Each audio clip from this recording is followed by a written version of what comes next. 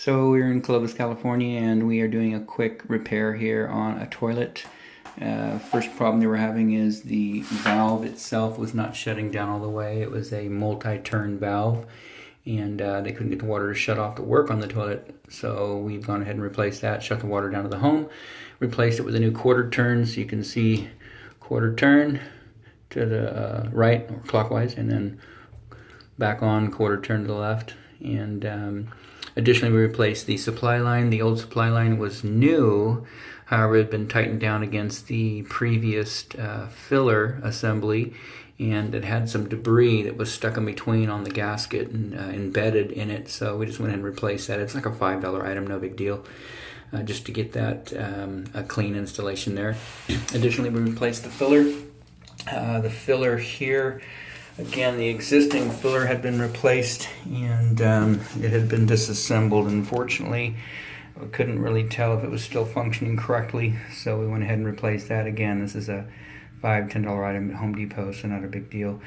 Unfortunately, this toilet tank is manufactured, the bottom of the tank is concave, maybe. Let me see. So if you're looking at it, the bottom of the toilet is kind of shaped like that, which means that this filler, instead of standing straight up in the tank, it leans.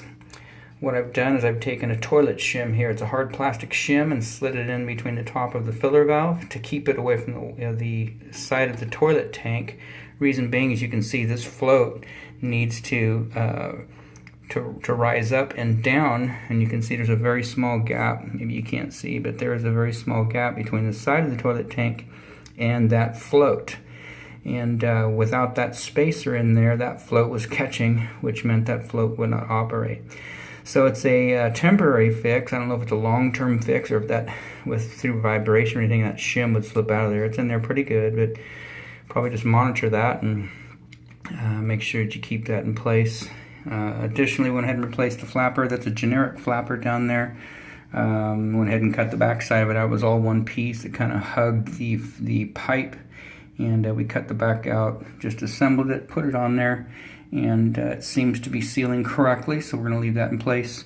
The only other item we could not address is this lever. The lever is sticking, so when you flush this toilet, it sticks in the up position and won't allow the flapper to go back down. And so I would recommend just replacing this lever. Probably find one on Amazon for $5, and just take it apart and take the clip off here that holds the chain in place, and go ahead and replace that real quick.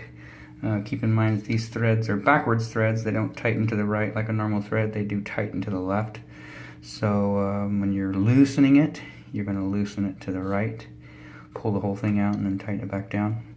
Besides that, it's flushing correctly and filling correctly. We have it set on that fill tube. It's about an inch down, which is where it's supposed to shut off. Before it was overflowing into that tube and constant running of the toilet. So right now it looks like everything is good. Down here we can see, maybe we can see, the finger's dry. That's a professional test. Don't try that at home. It's a dry finger, and that indicates there's no leaking behind that nut, which is good. Also in the front of the nut, where it's tightened down, just a little bit of pipe dope there. And then the only other point of connection would be here, which is in the manufactured in. That's not something that we install, but no leaking out of there as well. And then around this nut down here, no leaking. And up by the toilet, no leaking. So everything is good, and we are done.